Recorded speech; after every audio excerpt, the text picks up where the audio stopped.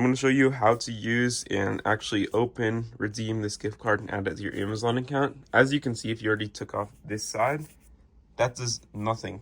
That does absolutely nothing. So what you want to do is you just want to like fold this open, and as you can see, there's actually a gift card inside of this thing. Okay, I can't do it with the camera, but you can see there's a gift card that was inside of this thing right there. So once you have your gift card, you just want to go to the Amazon website and you just want to type in Amazon gift card. Sorry, the bell's ringing.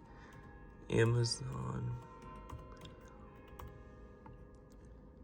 gift card, like so. When you type this in, you can type in redeem, and as you can see, the option of this will come up, and you basically just want to click on redeem, and you can check your balance to redeem it.